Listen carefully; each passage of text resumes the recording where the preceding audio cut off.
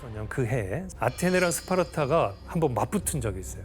아르기누사이라는 곳인데 아르기누사이 해전에서 아테네가 승리를 거뒀어요. 근데 어떤 일이 있었냐면 이때 아테네도 피해가 있었을 거 아니에요. 그러니까 이제 침몰한 배가 있고 거기에 죽어간 전사자들이 있잖아요. 근데 폭풍이 너무 심하다 보니까 시신을 수습하는 작전을 잘못하다가는 산 사람마저 죽게 되는 거예요. 그래갖고 회군을 결정해, 철군을 해요. 그래서 아테네에 돌아오니까 이거에 이제 희생자 가족들이 분노하기 시작하죠. 그러면서 이 장군들이 책임을 회피한 것이다. 책임을 다하지 못한 것이다. 그러면서 이들을 일괄 처형시키자고 그렇게 한 거예요. 그러면 민회에 이 사안을 올릴까 말까를 결정하던 일을 평의회 의원들이 했잖아요. 그리고 소크라테스 거기 평의회 의원이었어요. 소크라테스는 어떤 반응을 보였을까요? 반대를 했겠죠. 반대를 했겠죠. 네. 반대하는 와중에 사람들은 소크라테스에 대한 혐오를 갖게 됩니다. 미워하는 거야. 결국 이 사건으로 소크라테스는 사회와 불화하는 인물로 민심을 완전히 잃게 되고 아테네의 골칫거리 사상가로 낙인을 찍히게 되죠. 그렇게 민감한 시기에는 말 한 번 잘못하면 또 예. 난리가 나잖아요. 결국은 그 분노한 시민들은 사형을 결정했고 이 장군들은 아주 처참하게 아니 아무 처형. 잘못 없는 아이고, 진짜 마녀 사냥 같아요. 그렇죠. 시민들이 독재자가 됐네요. 최악이에요. 예. 최악. 결국 장군들이 죽고 그 다음에 전쟁은 계속됐겠죠. 스파르타와의 해전이 벌어지면 어떤 문제가 생길까요? 장군이 없어요. 장군이 없는 거예요. 멍청한 짓을 한 거야. 네, 그 다음부터 연전 연패. 그래서 해전에서도요. 네, 해전에서도 지휘할 수 있는 유능한 장군들이 없는 거예요. 끝났네. 네. 그래서 그로부터 2년 뒤 네. 결국 기원전 404년 아테네는 항복을 하게 됩니다.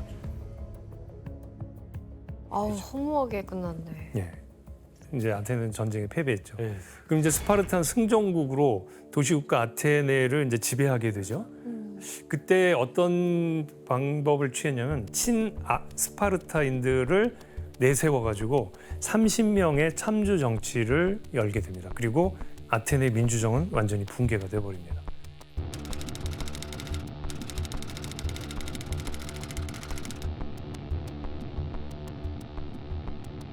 근데 이 참주 정권이 또 소크라테스에게 또 한 번의 큰 위기를 안겨주게 됩니다.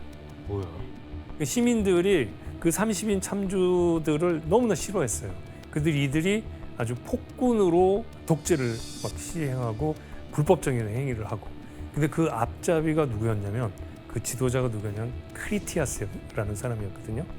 근데 크리티아스가 바로 소크라테스의 제자였어요.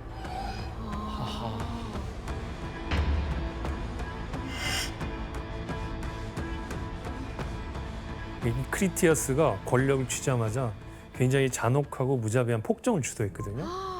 시민들 중에 3,000명만 싹 골라가지고 이 사람들에게만 무기를 준 거예요. 그리고 정치나 재판에 참여할 수 있도록 허락했죠. 그럼 나머지 시민들은 완전히 그냥 무시당한 거예요. 아니, 소크라테스가 그렇게 가르치지 않았을 텐데요. 그렇죠. 그리고 300명의 마스티고 프로이라는 그 사람들을 임명하는데 마스티고라는 게 채찍이거든요. 그 채찍잡이를 동원해서 그 막 폭력을 서슴지 않았던 거죠. 하지만 더 끔찍한 거는 자기 입맛에 맞지 않는 그 참주정에 반대하는 사람은 무조건 잡아다가 재판 없이 즉결 처형시킨 거예요. 와, 그렇게 죽은 사람이 1,500명이나 됐다고 그래요. 허정도 씨, 네. 이 소크라테스를 곤란하게 했던 제자가 또 있나요? 또 있습니다. 불행하게도 그 당시 30인 참주 정권에 협력했던 사람 중에 카르미데스라고 이 사람도 이제 소크라테스의 제자였는데 이 사람은 당시에 어떤 한 항구 도시에 이렇게 통치자로 임명이 됐는데 거기서도 되게 부당하게 사람을 체포하고 심지어 처형까지 하는 일을 했는데 근데 이 사람의 횡포 또한 이제 소크라테스 탓이 아닌가 이렇게 사람들이 그렇게 몰았던 것으로 추정이 됩니다. 그냥 제자가 많았네. 네. 맞아요. 좋은 제자도 많았을 텐데. 네, 맞습니다. 어쨌든 이런 상황 속에서 참주들이 이렇게 폭정을 일삼으니까 시민들이 반발했겠죠. 그리고 결국 내전이 일어나게 됩니다. 그 내전 중에 소크라테스의 제자였던 크리티아스가 전사하게 되고 다음 해인 기원전 403년에 결국 30인 참주 정치 체제는 무너지고 민주정이 다시 부활하게 됩니다. 와. 적당했어야지. 그런데 굉장히 이상하게 아이러니하게도 대중의 분노는 소크라테스에 대해서만은 사그러들지가 않았어요. 왜 그러는 거야? 예. 왜냐하면 알키비아데스도 그랬고 크리티아스도 그랬고 이 모든 사단이 그들 자체에 몰린 게 아니라 그들의 스승이었던 소크라테스에게 몰리면서 소크라테스가 아테네의 청년들을 타락시키고 잘못된 길로 인도한다. 이렇게 매도를 해버린 거예요.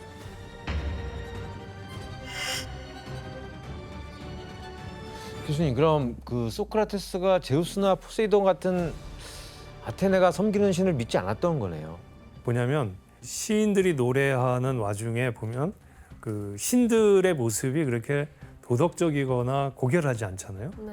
제우스 바람피고 이 소크라테스가 보기에 이런 건 진짜 신의 본성이라고 말하기 어렵다.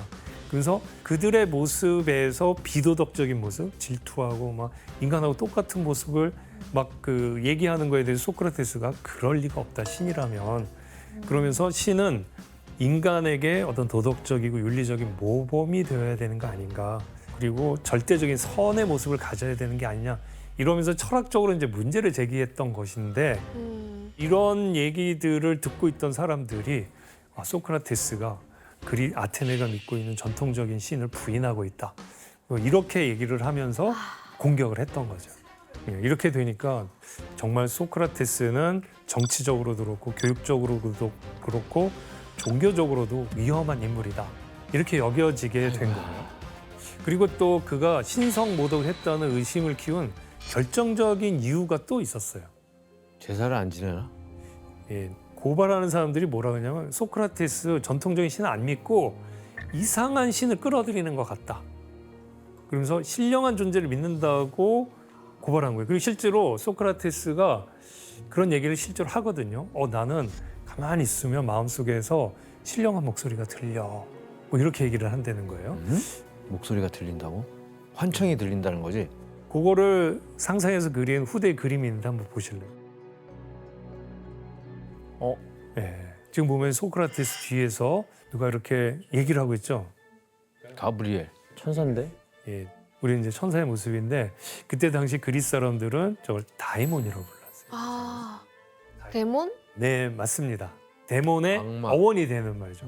근데 원래 데몬은 이제 악마인데 다이몬은 좋은 의미였어요. 옛날에 뭐 황금 종족이 죽어서 신령한 존재가 돼서 각 개인에게 수호신 역할을 한다.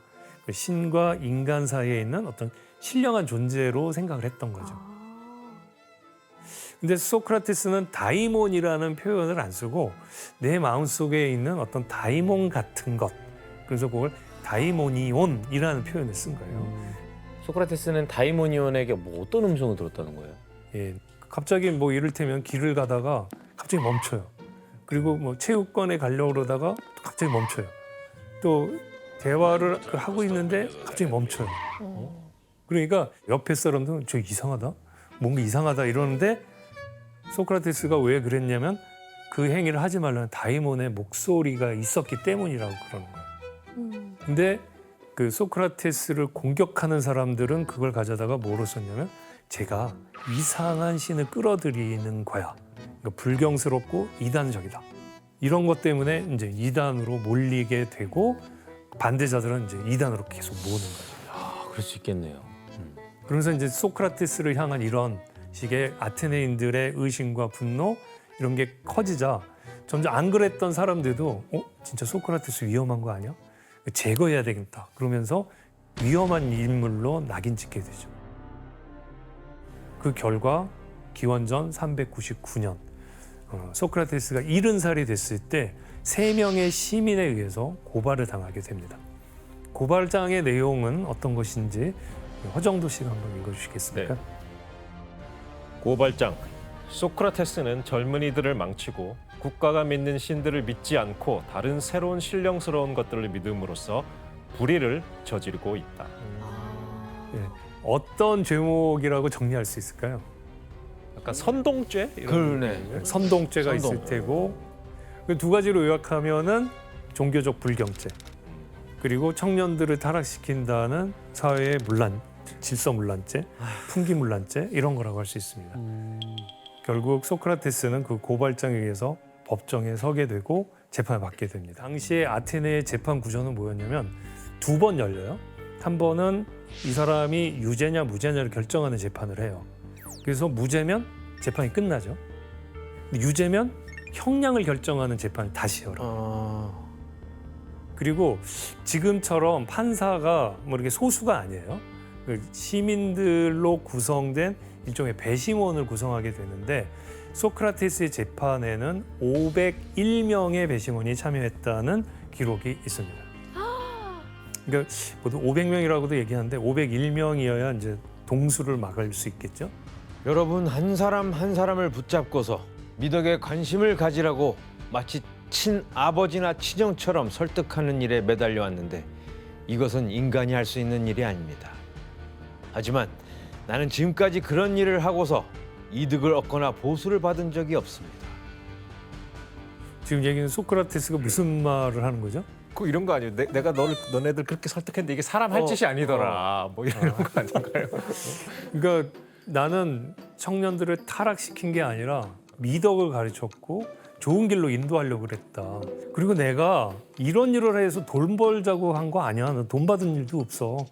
그러면서 자기는 공익과 진리를 위한 어떤 철학적인 사명으로 이런 일을 했다고 얘기를 하게 됩니다. 결론에. 그쵸. 근데 시민들은 약간 뉘우치는 척이라도 하길 기대했을 것 같아요. 네, 맞습니다. 결국 투표에 들어갔을 텐데 결과가 어떻게 됐을까요? 그냥 뭐 민심이 그러다 보니까 그냥 소크라테스 죽여 이렇게 됐을 것 같아요. 근데 의외로 무죄 쪽에 표를 던진 사람 꽤 나왔어요. 어? 그 무죄가 221표 나왔고요. 와, 유죄가 280표 나왔어요. 와, 팽팽했다. 수 차이가 그렇게 생각보다 많이 차이는 안 났지만 유죄 판결이 났잖아요. 그러면 그 다음에 이제 형량을 정하는 재판이 열리게 되죠. 아, 이게 또 중요하네요. 네, 이제 이게 여기서. 중요하죠. 당시에는 3가지 선택지가 있었어요. 네, 첫 번째는 사형. 네, 맞습니다. 사형. 죽여야 된다 이런 거예요. 또 뭐가 있을까요? 추방. 추방. 네, 맞습니다. 추방. 또 태형. 태형. 맞는 거.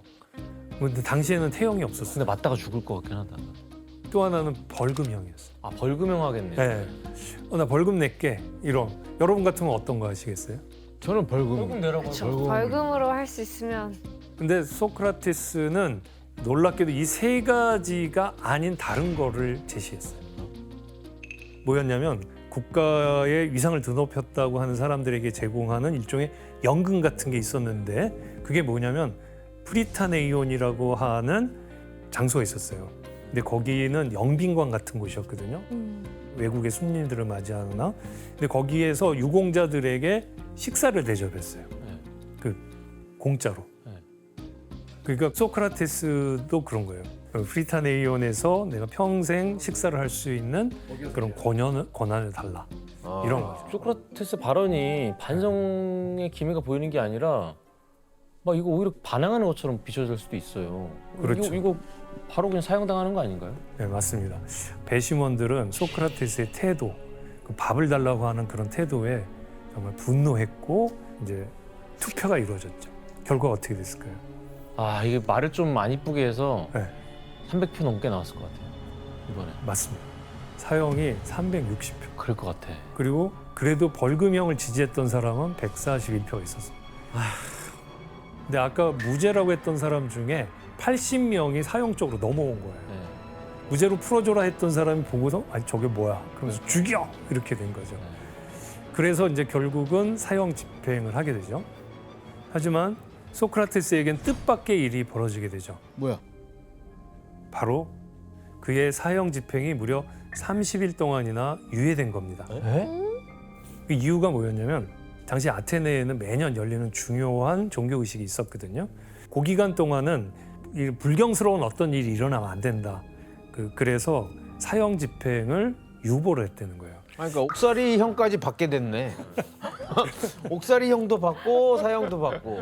네. 그렇게 해서 이제 사형이 미뤄지니까 소크라테스의 제자들이 이제 딴 마음을 먹기 시작한 거예요. 움직이기 시작한 거죠. 그리고 한 가지 계획을 세웁니다. 이 계획을 가지고 그 집행되기 한 전날쯤 되는 때에 제자이면서 친구인 사람 크리톤이 가갖고 소크라테스를 찾아가요. 그 대화의 내용을 지원 씨랑 규원 씨가 한번 또 네. 읽어주시겠습니다. 소크라테스 선생, 당신은 억울한 죄로 죽는 거예요. 어서 탈옥합시다. 내가 억울하다고 해서 법을 어겨도 되는 건 아니오. 나는 아테네 법을 따라 평생 살아왔어. 나 살자고 법을 어기면 공동체의 질서가 무너질 수 있어. 그래도 억울하게 죽는 게 과연 맞나요? 법을 어기는 건 정의롭지 않소. 정의롭지 않은 방식으로 살아가는 건 살아도 사는 게 아니오. 악법도 법이오. 내가 악처를 돕아서 알지 않소. 악처도 처요. 그거는 근데 조금 멋있는데요. 멋있죠? 예. 맞아요. 근데 소크라테스는 법을 어겨서 탈옥하기보다는 나는 법대로 집행된 그리고 법적 절차를 따라서 이것대로 원칙을 지키면서 난 죽음을 맞이하겠다. 이렇게 선택을 한 거죠. 하정도 씨, 그럼 악법도 법이다라는 소크라테스의 명언이 혹시 그때 나온 건가요? 많은 분들이 소크라테스가 그런 말을 했다고 알고 계시는데 그것은 큰 오해입니다. 네, 소크라테스는 그런 말을 한 적이 없고요. 근데 사람들이 그렇게 추정하는 것은 소크라테스가 당시에 그 부당한 판결과 집행을 그냥 이렇게 거부하지 않고 받아들였으니까 그렇게 추정하기도 하고, 사실 우리나라에서도 1990년대에 소크라테스가 그런 말을 한 적이 없다는 논문도 발표가 됐고요. 2000년대 초반에는 국가인권위원회와 그 헌법재판소에서 교과서에 실린 그런 내용을 수정하라는 권고를 하기도 했습니다. 이걸 제대로 널리 알려야겠네. 예, 이거 정말 많이 알려져야 될 일인데 아테네 법을 악법이라고 생각하지도 않았어요.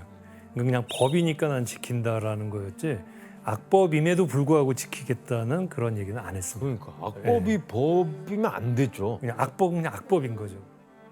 결국 마침내 소크라테스는 독배를 마시게 됩니다.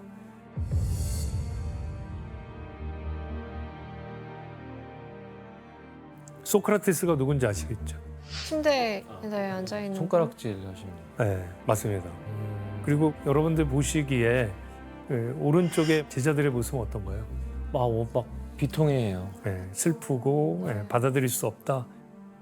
그리고 저 계단 뒤쪽에는 몇 명의 사람들이 나가죠. 네, 그 중에 한 명이 크산티페라고 하는 해석이 있어요. 그리고 왼쪽에 보면 한 노인이 이렇게 손을 다소곳이하고 절망하는 모습으로 이렇게 있는데 저게 누군지 혹시 아시나요? 플라톤이겠다. 네, 플라톤이라고 추정이 돼요. 사실 이때 저런 노인의 모습은 아니었고, 그리고 소크라테스가 최후를 맞이하는 요 장면에 플라톤은 없었다 그래요. 그래서 이제 소크라테스가 이렇게 쭉 둘러보고 플라톤은 어디 갔나? 그랬더니 플라톤은 아파서 못 왔습니다. 이랬다는 얘기가 있어요.